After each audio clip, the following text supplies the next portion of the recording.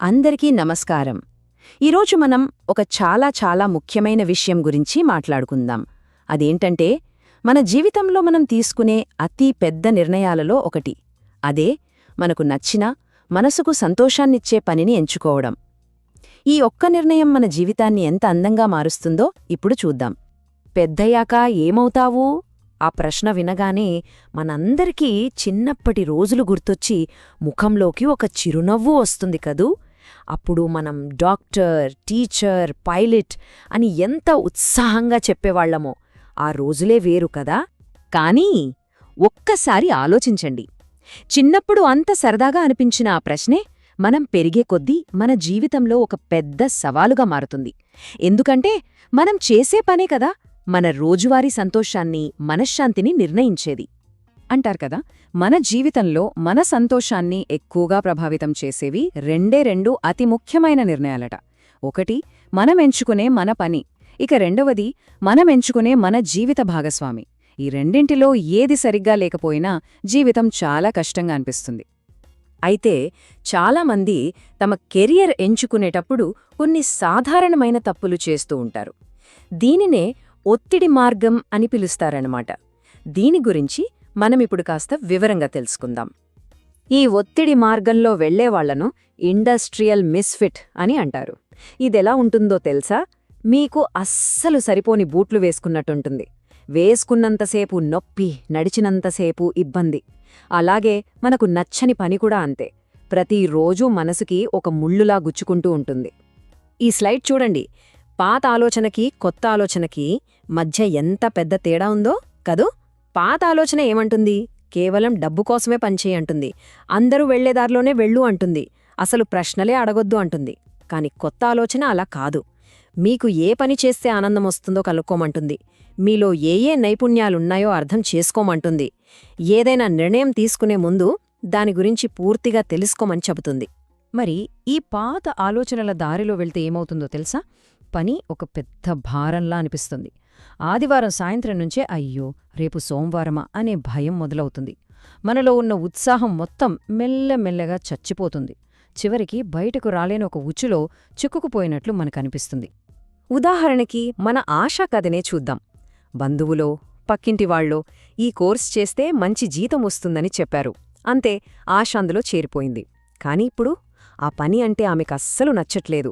ప్రతిరోజూ ఆఫీస్కి వెళ్లడమంటేనే ఒక పెద్ద శిక్షలా ఫీలవుతోంది. పాపం. సరే, మరి సరైన మార్గం ఏది? అదే ఆనందకరమైన పనివైపు మనల్ని నడిపించే మార్గం. మనకు ఏదిష్టమో ఆ దారిలో వెళ్లడం ద్వారానే ఇది సాధ్యమవుతుంది. మరి మనకు నచ్చిన పనిని ఎంచుకుంటే ఏమవుతుంది? అప్పుడు చూడండి, జీవితం ఎంత బావుంటుందో.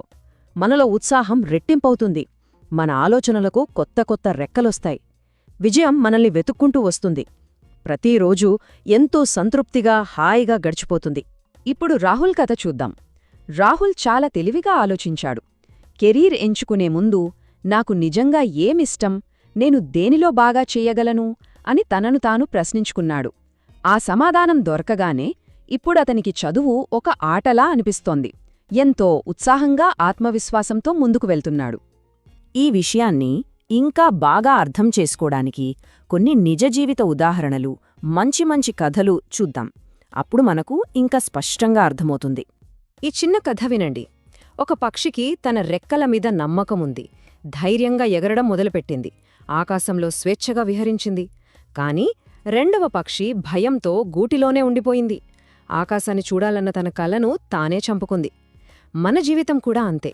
మనలో ఉన్న సహజమైన ప్రతిభను నమ్మి మనం ముందుకు వెళితే మనమేంటో ఈ ప్రపంచానికి చూపించగలం.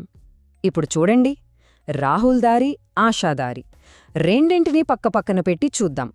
ఒకవైపు రాహుల్ తన చదువును ఎంజాయ్ చేస్తున్నాడు, చాలా కాన్ఫిడెంట్గా ఉన్నాడు. మరోవైపు ఆశాకు తన పని బోరు కొడుతోంది, ఒత్తిడి రోజురోజుకి పెరిగిపోతోంది. చూశారా? వాళ్లు తీసుకున్న ఒక్క నిర్ణయం వారి జీవితాలను ఎలా వేర్వేరు దారిలోకి తీసుకెళ్ళిందో. ఈ తేడా చదువుకునేటప్పుడే కాదు, ఉద్యోగాలు చేసేవారిలో కూడా స్పష్టంగా కనిపిస్తోంది. అరవింద్కు తను చేసే పని చాలా ఇష్టం. అందుకే ఎప్పుడూ ఉత్సాహంగా ఉంటాడు, పని కూడా బాగా చేస్తాడు. కాని మనోజ్ కేవలం జీతం కోసమే పనిచేస్తున్నాడు. అందుకే అతనికి ఎప్పుడూ విసుగ్గా, నిరాశగా ఉంటుంది. దానివల్ల అతని పనితీరు కూడా తగ్గిపోయింది. దీనికి మన కళ్ల ముందున్న ఒక గొప్ప ఉదాహరణ ఎవరో తెలుసా? ఇన్ఫోసిస్ వ్యవస్థాపకులు నారాయణమూర్తిగారు. ఆయనకు టెక్నాలజీ అంటే ప్రాణం. ఆ ఇష్టంతోనే ముందుకెళ్లారు. కానీ కేవలం డబ్బు కోసం ఏదో ఒక ఉద్యోగంలో చేరలేదు. తన అభిరుచిని నమ్ముకున్నారు కాబట్టి ఈరోజు ప్రపంచం మొత్తం గర్వించే ఒక సంస్థని నిర్మించగలిగారు. సరే, ఇదంతా బానే ఉంది. కాని మన దారిని మనం ఎలా కనుక్కోవాలి అనే ప్రశ్న వస్తుంది కదూ. దానికోసం కొన్ని చాలా సులభమైన దశలున్నాయి. వాటినిప్పుడు చూద్దాం. సరే, ఇప్పుడు మీకోసం ఒక చిన్న పని. ఏ హడావిడి లేకుండా ప్రశాంతంగా ఒక్కచోట కూర్చుని మిమ్మల్ని మీరు ఈ 3 ప్రశ్నలు అడగండి. మొదటిది, ఏ పని చేస్తుంటే నాకు సమయమే తెలీదు, ఉత్సాహంగా అనిపిస్తుంది?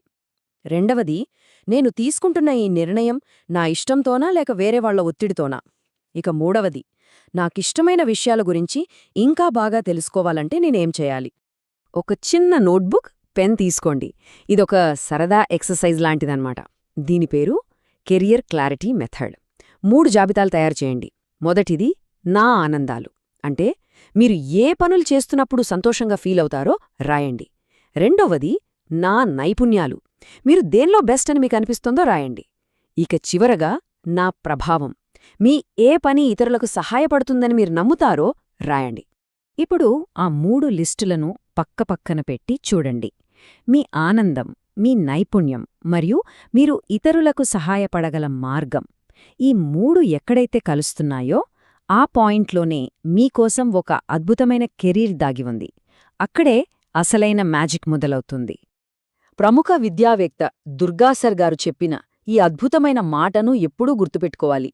మన పని మన ఆసక్తికి, మన సామర్థ్యానికి సరిగ్గా సరిపోతే మనం చేసే కష్టం కూడా మనకు ఆనందంగానే అనిపిస్తుంది. అప్పుడు విజయం అదే మనల్ని వెతుక్కుంటూ వస్తుంది. ప్రతిరోజూ ఉదయాన్నే లేవగానే ఈ ఒక్క మాటను మీ మనసులో అనుకోండి. నేను ప్రయోజనం, వృద్ధి మరియు సంతోషాన్నిచ్చే కెరీర్ వైపు పయనిస్తున్నాను. గుర్తుంచుకోండి, రోజూ నేర్చుకునే చిన్న విషయాలే ఒకరోజు మనల్ని పెద్ద విజయం వైపు నడిపిస్తాయి.